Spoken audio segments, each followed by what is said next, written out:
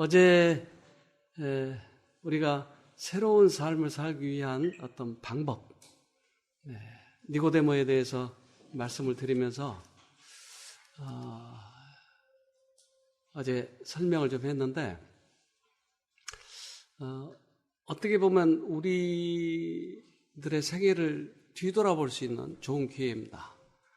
만약 이러한 새로운 삶, 거듭남 생애의 경험이 없다면 잘못하면 하늘 못 갑니다. 그래서 나의 삶이 지금 어디에 와 있는가, 이런 걸 잘 뒤돌아보시길 바랍니다. 어제 니고데모하고 그런 예수님과 그런 인터뷰를 했는데, 예수님은 니고데모에게 원하는 게 뭐였어요? 거듭남이에요, 거듭남. 요한복음 3장 3절에 예수께서 대답하여 가라사대 진실로 진실로 내게 이르노니 사람이 거듭나지 아니하면 하나님 나라를 볼 수 없느니라. 네, 하나님 나라를 볼 수 없다고 했는데 이 하나님 나라는 무엇을 의미할까요?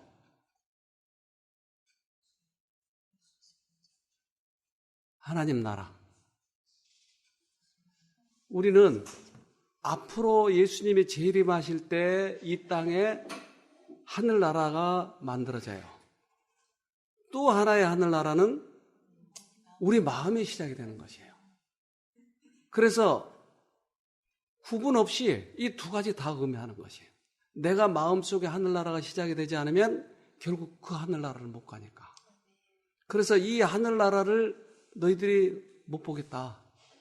그러니까 다시 정확하게 뭐라고 하냐면 5절에 예수께서 대답하시되 진실로 진실로 내게 이르노니 사람이 물과 성령으로 나지 아니하면 하나님 나라에 들어갈 수 없느니라. 네, 아까는 못 본다고 그랬는데 이번에는 못 들어간다. 무엇로 들어가야 되는데요? 물과 성령으로 들어가야 된다. 물과 성령으로. 다른 방법이 없다. 물과 성령으로 하나님 나라를 들어간다. 그러니까 우리나라에, 우리 마음에 하늘나라가 시작되는 그것을 경험하지 못한다라고 하는 거죠. 때때로 이 신앙을 감정으로 하시는 분들이 있어요. 그래서 그런 분들이 때로 교회에 큰 이렇게 그 활력소도 주는데 반면에 이분이 푹 꺼지면 많은 사람들에게 또 나쁜 영향을 미치기도 해요. 그래서 이 감정적으로 하는 이 신앙은 참 위험합니다.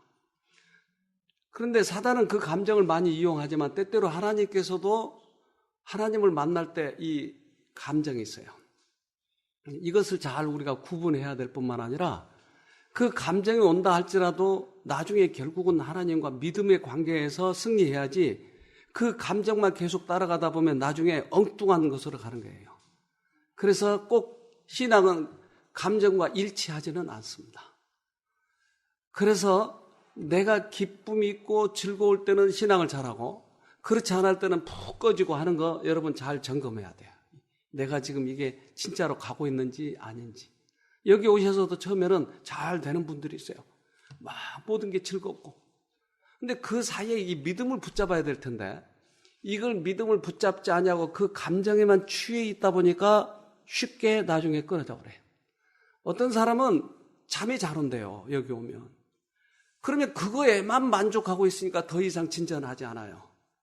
어떤 사람은 심지어 술도 끊어져요. 근데 집에 가서는 또 술을 마셔요. 왜? 그 감정이 끝나버렸으니까. 그래서 이 하나님께서 우리를 처음 터치할 때 이 마음에 큰 이렇게 기쁨을 주셔요. 이것이 담배도 끊게 하고 때때로 잠도 잘 자고. 그런데 이것을 통해서 붙잡아야 돼요. 근데 그걸 못하면 결국 감정에 계속 오르락내리락. 우리 교회 안에도 그 감정을 하신 분이 확 불이 타가지고 얼마나 주위 사람들에게 좋은 영향을 미쳤는지 몰라요. 신앙은 이렇게 해야 된다. 확 뜨고. 근데 한순간에 확 꼬그라져가지고 또 얼마나 나쁜 영향을 미치는지. 이건 신앙이 아니에요. 그런데 이 하나님과 우리 사이에 하나님의 나라를 우리 마음에 모시게 되면 이것과 달라지는 것이 이게. 그래서 이것을 경험하자.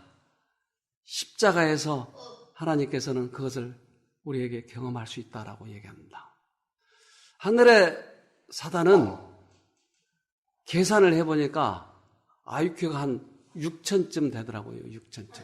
이건 제 계산이에요. 성경 계산 아닙니다. 근데 우리 한자매님 신앙이 IQ가 얼마죠? 100 정도. 예. 100 안 되는 건 아니겠죠. 그렇다면 사탄하고 우리 사이에 어느 정도 머리가 차이가 나요? 그러니까 우리 한자매님 가지고 노는 거예요, 사단이. 근데 내가 조금 안다고 폼재면 영락없이 넘어가요. 그래서 이 요한복음 8장 44절은 이렇게 얘기해요. 너희는 너희 아비 마귀에게서 났으니 너희 아비의 욕심을 너희도 행하고자 하느니라.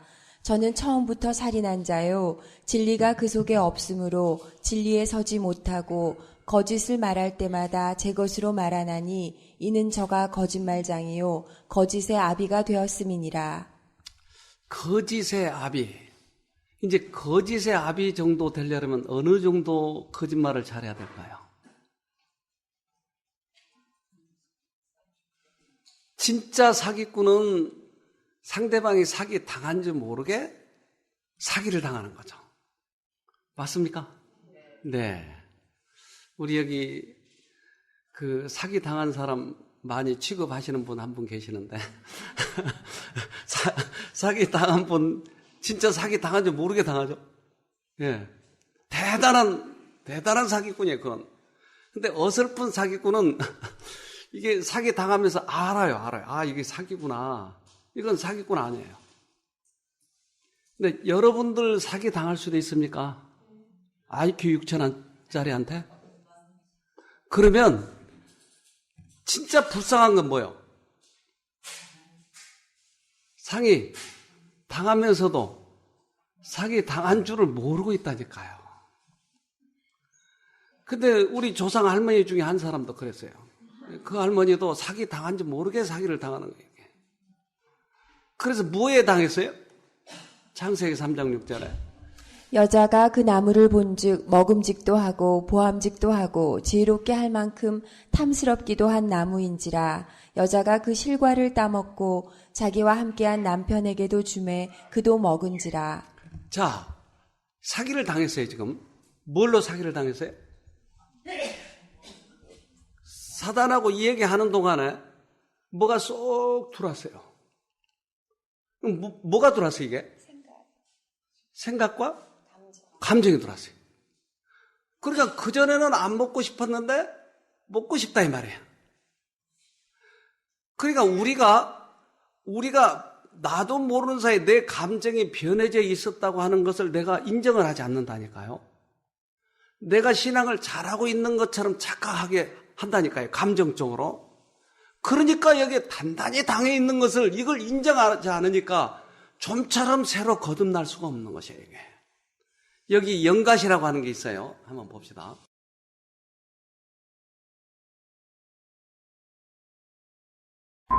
가늘고 긴 덩어리로 뭉쳐있는 알들은 2주 정도가 지나면 부화하여 유충이 된다.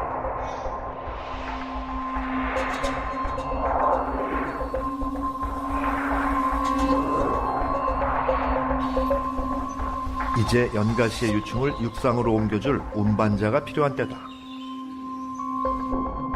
물속을 떠다니던 연가시의 유충들은 장구벌레 같은 작은 물속 곤충의 먹이가 된다.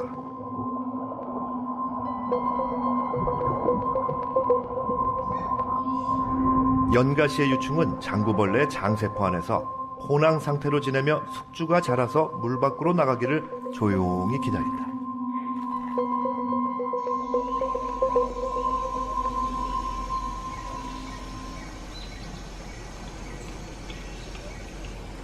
연가시는 드디어 지상으로 진출했다.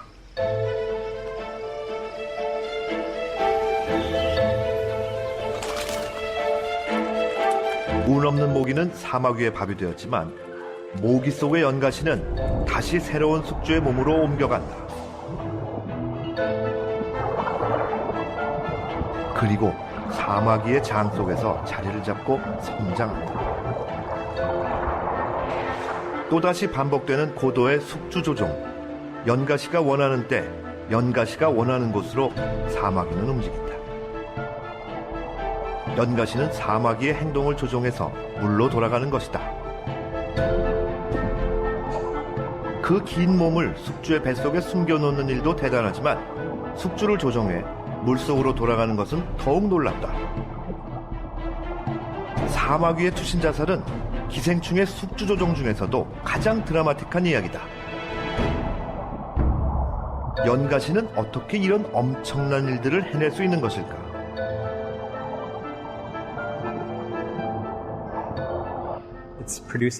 연가시는 숙주를 조종하기 위해 직접 신경 전달 물질을 만들기도 하지만 귀뚜라미가 신경 전달 물질을 많이 만들도록 숙주의 유전자를 변형시키기도 합니다. 이를 통해 연가시는 숙주를 조종해서 물가 근처로 이동합니다. 궁극적으로 많은 기생충이 숙주를 조종하려 하는 진짜 이유는 자신들의 생활 주기 중 다음 단계로 넘어갈 수 있는 가능성을 높이기 위해서입니다.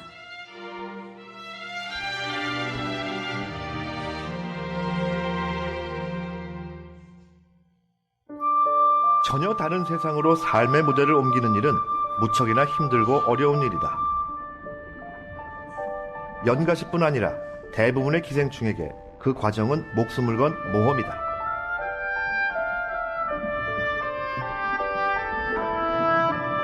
새로운 삶의 단계로 넘어가기 위해, 살아남아 계속 존재하기 위해 기생충들은 기가 막힌 숙주 조종의 기술을 개발했다.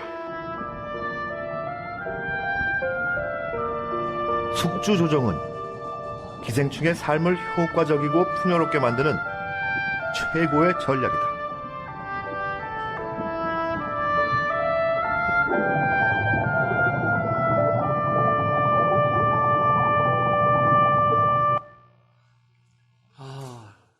연가시가 그렇게 사마귀에 들어가서 사마귀를 정신을 조종하네, 정신을. 사마귀가 왜 물속에 가서 투신 자살을 하겠어요?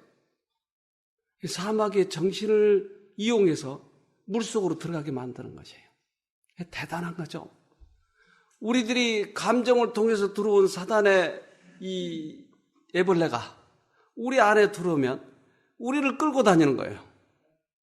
남편에게 바가지도 긁게 하고 내가 신앙을 잘한 것처럼 폼재고 다니기도 하고 그러다가 우리는 그 존재에 의해서 끌려가가지고 어느 날 나는 그렇게 해서 일생을 마치게 되는 것이에요. 이것을 모르고 있는 것이 가장 불쌍하다고 하는 것이에요. 이것을 깨달았을 때 통곡이 나와요. 통곡이. 내가 이제까지 잘못 살았다고 하는 것이 깨달아질 때 통곡이 나온다니까요. 이거 회개. 이것을 거듭남이라고 그래요. 그래서 이 경험을 하지 못하면 우리에게 오랫동안 속았던 그 삶이 연속이 된다니까요. 조금 지식을 하나 사단은 넣어주고 그에게는 선도 악에 대한 지식도 아주 풍부해요. 그가. 그렇기 때문에 우리들에게 성경 지식 하나 깨닫게 해주는 것 그럴 수 있어요. 얼마든지. 근데 그것 자체가 연가시였던 것을 모른다니까요. 여러분 테스트를 제가 좀 오늘 한번 해보려고 하는데 글자 읽어보세요. 못 읽으신 분, 지금 못 읽으신 분 없나요? 그럼 이것은 아유 잘하시네요. 이거 왼쪽부터 읽읍시다. 왜 읽으라고 그래요? 생명. 우리나라에 가장 많은 게 홍록생명, 홍록생명은 녹색과 홍색을 구분을 잘 못하는 거예요. 그러니까 그게 어디에 문제가 있는 거예요? 색깔에 문제가 있는 거죠? 눈에. 그러니까 눈의 이 어떤 감각기관이 홍색과 녹색을 같은 감각으로 받아들인 것 같아요. 그러니까 이것이 구분이 안 돼요. 어쩌면 색감이 비슷하든지 뭐가 비슷하든지 해가지고 우리 논 속에서 느낄 때. 그래서 너무나 쉬운 이 글자를 못 읽는다니까요. 왜요? 감각 자체가, 색감 자체가 읽는 거를 이거 어느 부분이 고장났으니까. 근데 우리들의 마음에도 생명이 있다니까요. 마음에도. 예레미야 17장 9절에 만물보다 거짓되고 심히 부패한 것은 마음이라 누가 능히 이를 알리오마는. 뭐가 부패돼 버렸어요? 마음이 썩어 버렸어요. 그러니까 선악을 지금 우리는 구분할 수 없는 거예요. 구분할 수 있다라고 착각하니까 모두 다 속은 상태에서 구분하고 있는 거예요. 이것이 문제, 이것이. 여러분, 이건 아주 심각한 거예요. 그래서 예수님과 관계가 멀면 멀수록 고집이 있어요. 자주 주장이 있어요. 그래서 많은 사람들 얼마나 상처를 많이 입히는지. 그런데 이것을 한번 경험해 본 사람은 부드러워져요. 아, 내가 틀릴 수도 있어. 그래서 온유해져요. 근데 이것을 경험하지 못하면 고집이 있어요. 고집이. 무조건 옳다고 하는 거지. 우리 하나 더 봅시다. 그것은 세팔로테스 아트라투스. 중남미에 길고 서식하며 복잡한 이름의 개입니다. 밀린개미라고도 불린다. 할공개미의 일종. 야노비악 교수가 발견한 세팔로테스 아트라투스 개미는 중앙 및 남아메리카에 넓게 분포되어 있는 열대 개미의 일종이다.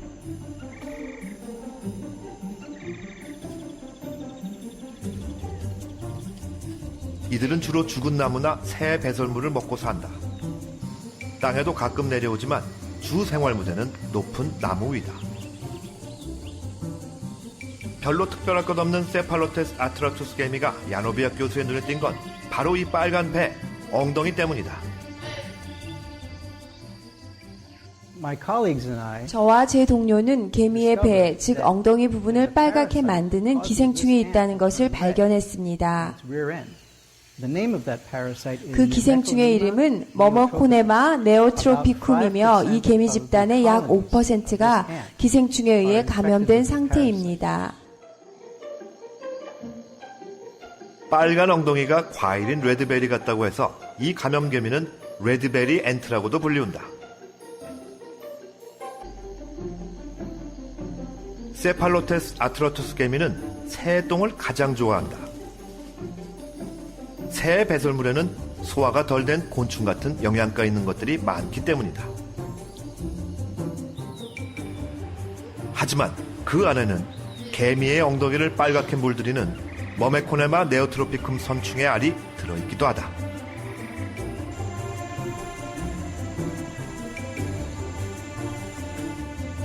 일개미들은 부지런히 새 배설물을 둥지로 실어 나른다. 배설물과 함께 기생충의 알은 개미 유충들의 먹이가 된다. 개미 유충이 자라 번데기가 되는 동안 수컷과 암컷 선충은 개미의 배로 이동한다.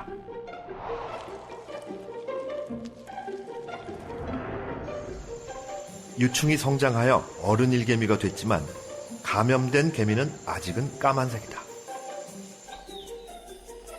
지금으로서는 어느 개미가 감염된 개미인지 건강한 개미인지 전혀 알 수가 없다.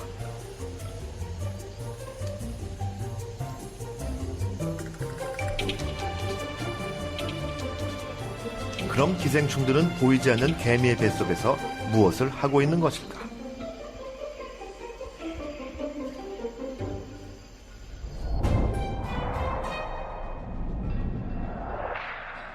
짝짓기 후 수컷은 분해되어 사라지지만 암컷은 알을 낳아 개미의 복부를 선충의 알로 가득 채운다. 엉덩이 색이 변하는 건 바로 이때부터다. 기생충 알들이 성장함에 따라 개미의 뱃속은 호박색 기생충 알로 가득 차게 된다. 그러면 이 개미의 엉덩이는 새가 좋아하는 빨간 과일을 닮아가게 된다.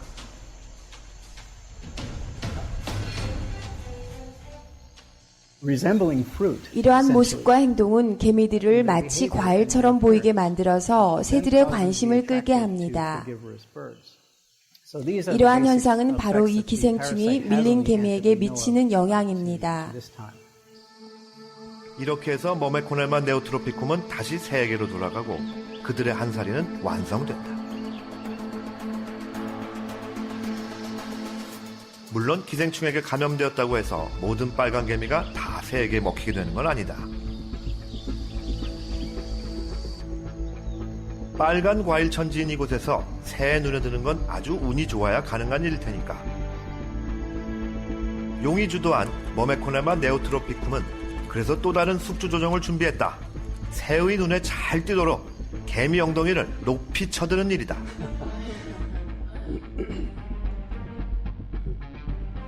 이렇게 하면 가능성은 더욱 늘어날 것이다. 영특한 기생충 머메코넬마 네오트로피쿰의 유전자 속에는 파나마 정글의 먹이사슬 프로그램이 확실하게 입력되어 있는지도 모른다.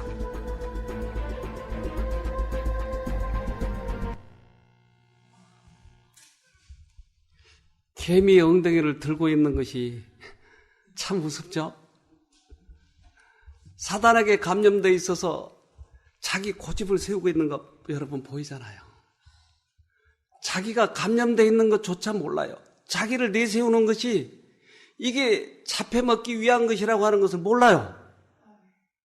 고집을 세우고 있는 거예요. 고집을. 그런데 하나님께서 우리 마음에 오시면 절대 그렇게 어떤 일에 고집을 세우는 것이 아니고 주님의 능력에 의해서 꾸준히 부드럽고 친절하게 일관성으로 하나님의 복음의 능력에 따라 살아가는 것이 전혀 달라요. 전혀. 그래서 그게 감염됐다가 빠져나온 사람은 이게 보는 거예요. 저거 내가 옛날에 하던 건데, 저거 폼재는 거, 남을 가리키려고 하는 거, 바가지 긁는 거, 저거 내가 옛날에 했던 건데, 저거 안다고요. 그래서 불쌍하게 보이는 것이 빠져있기 때문에. 우리 어머니가 찰밥을 참 잘해요. 세상에서 제일 잘하셔. 그보다 잘한 분 여기 있으면 나와보시오. 그런데 우리 어머니가 하루는 해놓고서 이거 쓰다 자꾸 그런 거야. 근데 제가 먹어보니까 너무 맛있어요. 왜 우리 어머니는 쓰다고 그랬을까요? 입맛이 변한 거예요. 내 입맛이 변한 거예요. 나의 감각이 바뀌어 있는 거예요, 지금. 그래서 이사야 5장 20절에는 악을 선하다 하며 선을 악하다 하며 흑암으로 광명을 삼으며 광명으로 흑암을 삼으며 쓴 것으로 단 것을 삼으며 단 것으로 쓴 것을 삼는 그들은 화 있을진저. 이게 불쌍하다고 하는 거예요. 엉덩이를 들고 있는 것 자체를 모르고 있는 거예요. 왜 내가 엉덩이를 들고 있는지를. 이게 악을 선으로, 선을 악으로 생각한다니까요. 내 자신이 지금. 그러니까 이걸 모르니까 자꾸 나를 자꾸 내세우려고 해요. 내가 속아 있는데도. 그런데 이것을 빠져나온 사람은 또 속아 있을까봐 두렵기 때문에 자꾸 하나님을 쳐다보고 물어보고 그리고 내 자신을 자꾸 내세우려고 하지 않아요. 여기서 내가 옛날에 빠졌기 때문에. 그래서 그러한 사람들은 부드럽고 친절하고 다른 사람의 의견을 존중하고 그렇게 빠져있는 사람을 볼 때 불쌍히 여기고 그러더라 이 말이에요. 근데 이러한 성향이 없고 자꾸 그렇게 내 마음이 그럴 때는 아직 내가 못 빠져나와 있다고 하는 시금석을 가지고 있어야 돼요. 어느 날 여기에 28년 만에 정신병원에서 나오신 분이에요. 이분이에요. 충북구 음성에 거기에서 28년 만에 제가 미국에 가서 설교를 좀 했더니 거기 있는 언니가 한국에 가서 자기 동생을 병원에서 끌고 한 달간 저걸 받아가지고 한 달간 외출 이걸 받아가지고 들어왔어요. 여기 들어와서 여기 앉아서 이제 듣는데 프로그램이 시작이 되는데 눈이 사파리. 그러니까 이렇게 있는데 나를 쳐다보고 있는 줄은 몰랐어요. 근데 이쪽만 이렇게 보고 있으니까 왜 안 쳐다보지? 그러니까 28년 만에 정신병원에서 나왔기 때문에 그러려니. 그때 하루, 이틀, 3일 지났는데 이분을 이렇게 보고 설교를 하는데 이분이 사파리가 이렇게 정상으로 되는 거예요. 그러더니 막 우는 거야. 그러니까 둘이 수근덕수근덕인데 언냐고 막 부둥켜하고 우는 거야. 뭐냐고. 뭐요. 그러니 끝나서 뭐 얼마나 둘이 껴안고 우는지 그들의 얘기를 가만히 들어보니까 이분이 28년이면 인생을 거의 다 보내버린 거예요. 28살 때 남편하고 헤어진 거예요. 아들 둘 낳고. 그런데 그때 남편이 아마 좀 세게 했나 봐요, 부인에게. 이 돈 문제 있었던가 봐요. 그래서 내가 너 때문에 못 살겠다. 죽어라. 그래서 이제 이 부인이 그 말을 자기에게 한 것을 곱씹고 이 죽일 놈. 나한테 그런 말을 해? 죽일 놈. 그래서 이것을 몇 개월 동안 하다 보니까 자기가 자기 정신이 아닌 거예요. 자기를 병원에다 데려갔어요. 정신병원에. 그러니까 병원에서 이 사람은 어떤 생각만 했을까요? 죽일 놈. 이거를 28년 동안 한 거예요. 계속 이 속에서 그거 죽일 놈. 근데 28년 만에 처음으로 자기가 영가시에 중독돼 있다고 하는 것을 처음으로 깨달은 거예요. 자기가 그 개미의 빨간 엉덩이를 들고 있다고 하는 것을 처음으로 깨닫게 된 것이. 그러면 내가 이 생각에 그러면 속아 살았네. 28년 동안이나.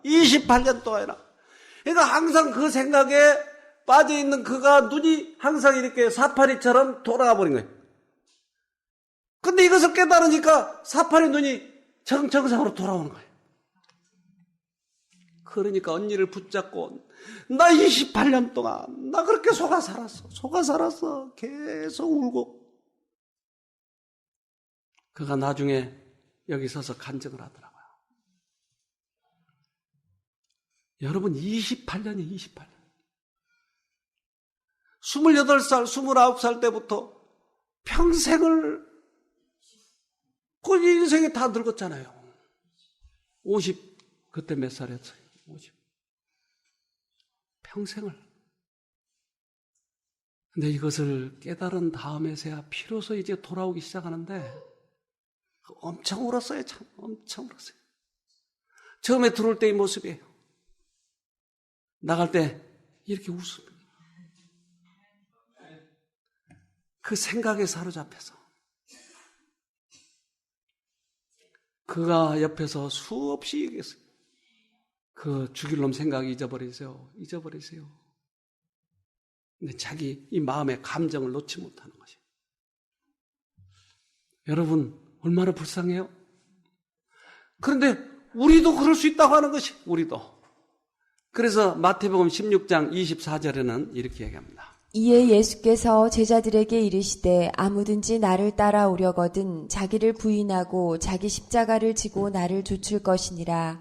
누구든지 제 목숨을 구원코자 하면 잃을 것이요 누구든지 나를 위하여 제 목숨을 잃으면 찾으리라. 나를 따라오려거든 자기를 부인하래.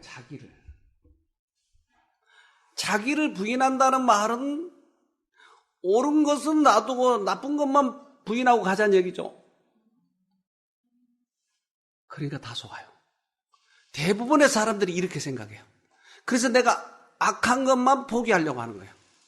근데 내가 선하다고 한 그것이 지금 빠져 있다고 하는 것이에요. 그래서 자기 목숨을 구원코자 하는 말은 자기가 옳은 것을 자꾸 고집을 부리고자 하면 영생을 잃을 것이요. 예수님을 위해서 자기 고집을 꺾으면 자기 옳은 것을 포기하면 영생을 찾는다 이 말이에요. 그러니까 자기 전체를 포기하는 거예요. 여러분 이거 하기가 쉽지 않아요. 정말 쉽지 않아요.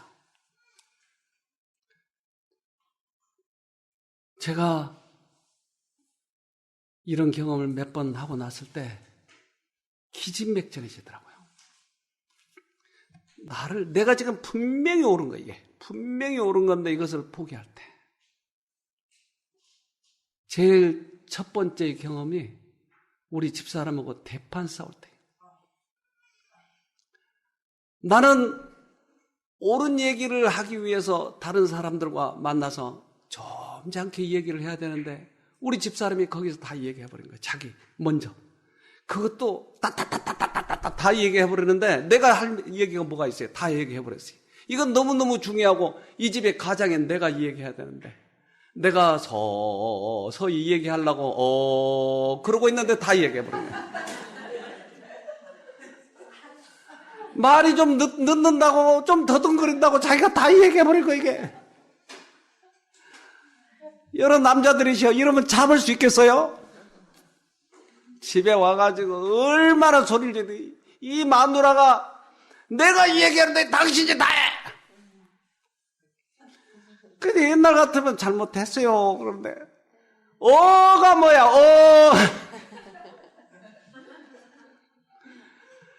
이럴 때는 어떻게 해야 돼요?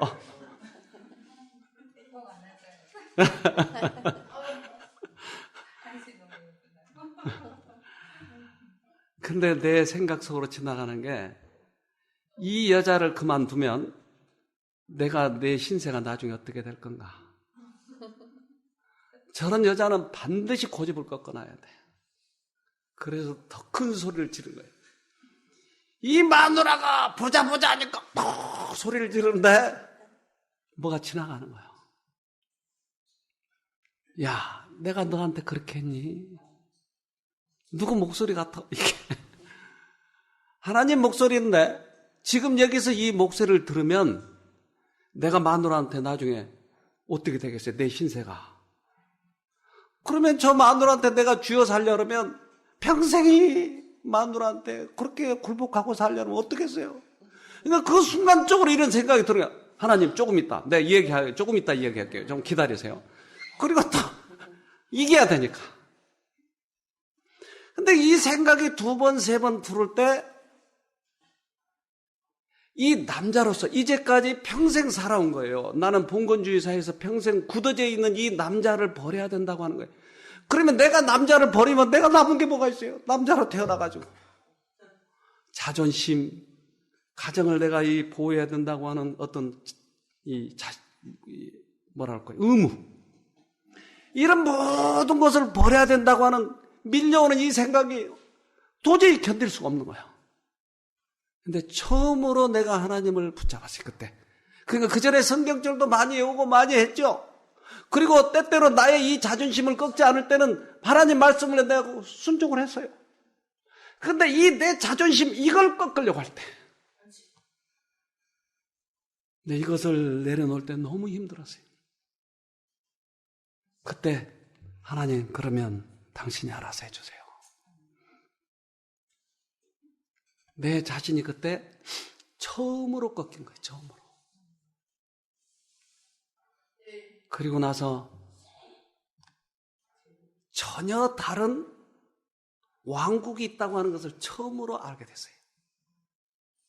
이제까지는 육신의 왕국이었어요. 그런데 내 자신을 완전히 그때 처음으로 경험을 했어요. 그 옆에 바로 하나님의 왕국이 있다고 하는 것을 알게 됐어요. 어느 때요? 나를 부인했을 때. 나는 이 마누라한테 만약에 굴복하면 내 신세가 뻔하다고 하는 것을 알았어요. 그런데 이것을 포기하고 나니까 또 다른 왕국이 있더라니까요. 아, 이것이 자신을 부인한 것이었어요. 저는 인생에 있어서 이것이 몇 번 있었어요. 저는 평신도 훈련을 시작했을 때 와서 강의하라고 하는데 그럼 내가 어떻게 먹고 살아? 그거 하고 교회 개척하고 뭐 어떻게 해야 내가? 그래서 그때 정말 3일 동안 피 말리는 싸움을 하는 거예요. 알았습니다. 내가 가겠습니다. 했을 때 우리 집사람이 놀라는 거예요. 그러면 우리는 어떻게 살아? 근데 며칠 후에 우리 집사람이 누구에게 오다가 들어온 거예요. 계속. 그때 왜 더 많이 들어온지 모르겠어요. 우리 집사람이 마지막으로 우리 남편 이제 그 일 안 해요. 탁 거절하는 거야. 그러니까 이 모든 거잖아요. 남자로 있어서는 가정도 먹여 살려야 되고, 이것을 내가 하나님의 음성을 듣고 포기했을 때, 과거에 내가 우리 마누라와 싸울 때 이거 포기한 경험이 있기 때문에 또 한 번 해보는 것이, 여기에서 오는 또 하나의 왕국이 있었던 것이. 그런데 제가 어디에서 이것을 깨달았냐면, 예수님이 겟세마네에서 하신 게 뭐죠? 칼바리에서는 십자가에 돌아가셨잖아요. 겟세마네에서는 이 일을 하셨어요. 마태복음 26장 36절에 이에 예수께서 제자들과 함께 겟세마네라 하는 곳에 이르러 제자들에게 이르시되 내가 저기 가서 기도할 동안에 너희는 여기 앉아 있으라 하시고, 기도를 하셔요. 특별한 기도를 하는 거예요. 그리고 이제 제자들의 기도가 필요한 거예요. 옆에서 나를 위해서 기도 좀 해줘. 근데 다 콜콜콜콜 잡으라는 거예요. 그런데 예수님이 얼마만큼 고민이냐면 38절에 이에 말씀하시되 내 마음이 심히 고민하여 죽게 되었으니 너희는 여기 머물러 나와 함께 깨어 있으라 하시고, 심히 고민하여 죽게 되었으니, 예수님이 시련을 당했나요? 고민이 너무 심한 거 보니까. 무슨 고민이 있을까요? 예수님은 여기서 십자가를 받아야 될 것인지 말아야 될 것인지를 결정을 해야 돼요. 이게 고민이세요. 너무나 큰 고민이었어요. 그래서 39절에 조금 나아가사 얼굴을 땅에 대시고 엎드려 기도하여 가라사대 내 아버지여 만일 할만하시거든 이 잔을 내게서 지나가게 하옵소서. 그러나 나의 원대로 마옵시고 아버지의 원대로 하옵소서 하시고. 예수님의 고민은 뭐였어요? 이 잔이었어요. 근데 이 잔이 십자가였어요. 이 잔이. 그러니까 이 잔을 내게 지나가게 하옵소서, 이 말은 무슨 말이죠? 나 십자가 안 질래, 이 말이에요. 예수님이 이 땅에 오신 이유가 뭐예요? 근데 왜 안 진다고 그래요? 이상하잖아요? 그런데 이 십자가를 결정해야 되는 이 겟세마네에서 사단은 집요하게 생각을 넣어주는데, 야, 네 제자 있잖아.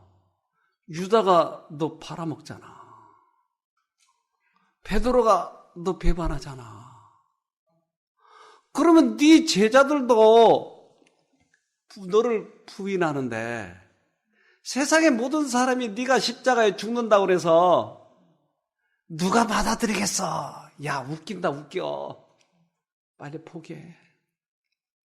이것이 첫 번째 고민이었어요. 두 번째는 그 죄의 짐을 혼자 진다고 생각하니까 이제까지는 언제나 하나님이 옆에 계셔서 이기게 해주시는 거예요. 근데 이 죄의 짐을 혼자 다 져야 되는 거예요. 근데 그 죄의 무게가 너무나 크니까 예수님을 아주 박살내서 죽일 것 같아. 다시는 부활이 없을 것 같이 생각했다. 죄의 무게가 너무 크니까. 그러니까 이 두 가지 고민이 예수님을 너무 괴롭게 하는 거예요. 그래서 이 잔을 내게 지나가게 하옵소서. 근데 뭐라고 그랬어요? 나의 원대로 마옵시고. 근데 내가 지금 이 생각하는 것이 사단이 너무나 집요하게 한지도 몰라요. 그러니까 언제나 그랬듯이 이제 아버지 뜻대로 하게 해주세요. 내 생각에는 이제까지 과거에 내가 가지고 있었던 그러한 나의 성향은, 나에게 미치는 교육은 이거였지만, 그러나 아버지, 내가 이제 내 뜻대로 안 하겠습니다. 그러니까 십자가의 또 하나의 의미는 뭐예요? 자기 포기예요. 자기를 포기하는 거예요. 내가 옳은 생각 이것을 포기하는 것이에요. 예수님이 우리들에게 이 모범을 보여주셨어요. 당신 생각에는 지금 사단이 집어넣어주는 이 생각 때문에 심히 고민하게 됐지만, 그러나 내 뜻대로 마옵시고 아버지의 뜻대로 하옵소서 하는 이것이 바로 우리들이 다시 생명을 얻는 길이더라 하는 것이에요. 이것이 사는 길이에요. 여러분 살아야 돼요. 그래서 어떨 때 살아요? 자기 옳은 것까지 포기하는 것이 자기 옳은 것.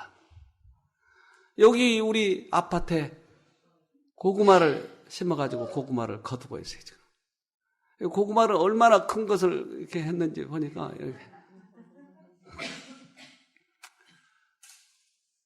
그래서 우리 주방장도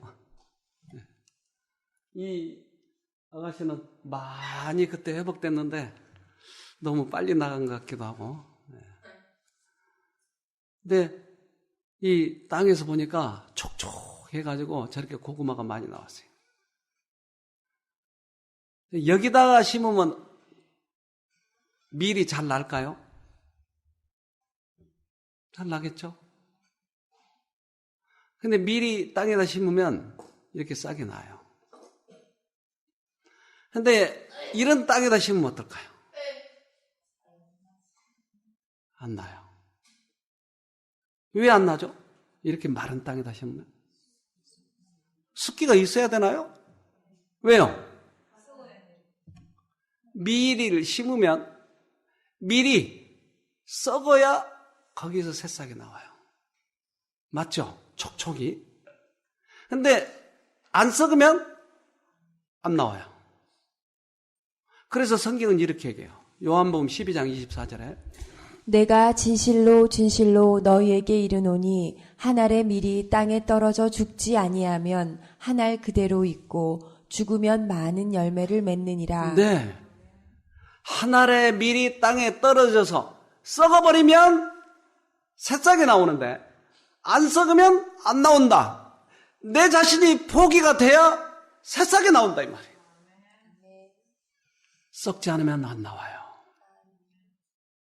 여러분 이 경험이 우리들에게 필요해요. 한번 죽어야 돼요.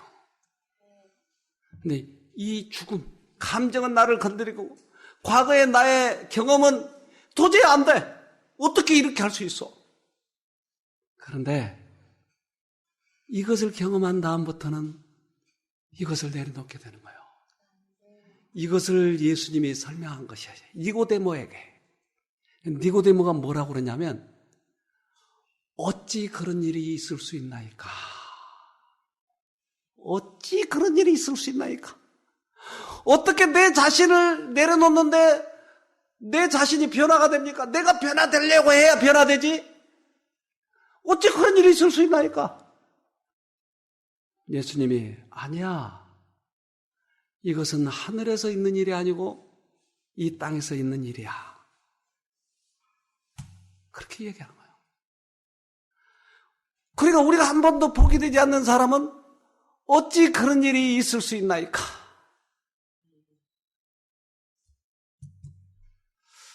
네. 요한복음 3장 9절에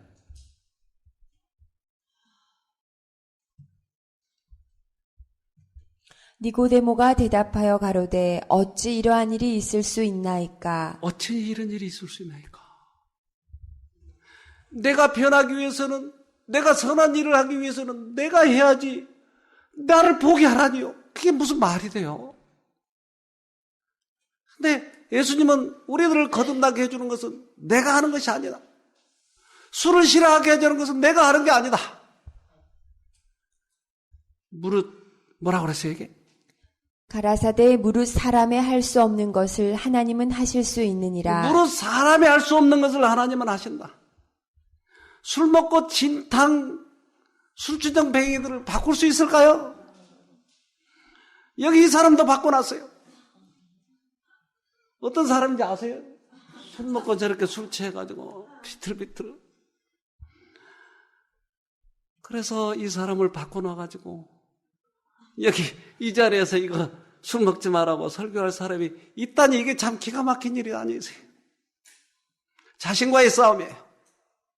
요한복음 3장 12절에 내가 땅의 일을 말하여도 너희가 믿지 아니하거든 하물며 하늘 일을 말하면 어떻게 믿겠느냐. 땅의 일이 뭐예요?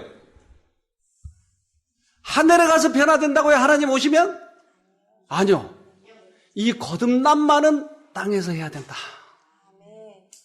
나머지는 하늘에서 채워주지만 이것은 땅에서 있는 일이야. 우리가 죽기 전에 이 일이 이루어져야 된다는 것이에요. 땅의 일이에요. 요한복음 19장 39절에 일찍 예수께 밤에 나와왔던 니고데모도 몰약과 침향 섞은 것을 100근쯤 가지고 온지라. 이에 예수의 시체를 가져다가 유대인의 장례법대로 그 향품과 함께 세마포로 쌌더라. 달라졌나요? 예수를 무시하고 그 많은 사람들이 그때 예수를 잡아 죽이려고 사내들인 회의에서도 얘기했고, 사내들인 회원인 니고데모는 예수를 보호하고 그러다가 마지막 예수님이 돌아가셨을 때 제자들이 다 도망가 버렸어요. 그때 그가 권력자에게 얘기해서 시체를 가져다가 자기 가지고 있는 전 재산을 팔아서 예수님 장례를 성대하게 치르게 된 거예요. 달라져 버렸어요. 그것은 거듭나면, 내가 죽으면 태어나는 것이에요. 여러분 이 경험을 꼭 해야 돼요. 자아가 살아있는 것을 보면 너무 불쌍해요. 자기 고집대로 하려고 하고. 여러분 이 경험을 꼭 해서 같이 하늘나라 가도록 하십시다. 네. 기도합시다. 하늘에 계신 아버지, 그동안 우리들의 생애를 뒤돌아보면 너무나 속절없이 그렇게 살아와 버리고 말았습니다. 그래서 다시 한번 새롭게 살기 위해서 주님을 찾아왔사오니 여러 가지 목적으로 오셨겠지만 꼭 이 경험을 할 수 있도록 도와주시옵소서. 오늘도 우리들에게 주어진 이 한날 최대한 활용해서 주님께서 말씀하시는 그 음성에 순종하는 저희가 되도록 은혜를 베풀어 주시옵소서. 우리가 이 거듭남의 경험을 꼭 해야 되겠사오니 생명을 얻기 위해서 이 왕국을 꼭 경험하게 되어야 되겠사오니 우리들의 마음을 받아주시고 경험할 수 있도록 은혜를 베풀어 주시옵소서. 예수님 이름으로 기도합니다. 아멘.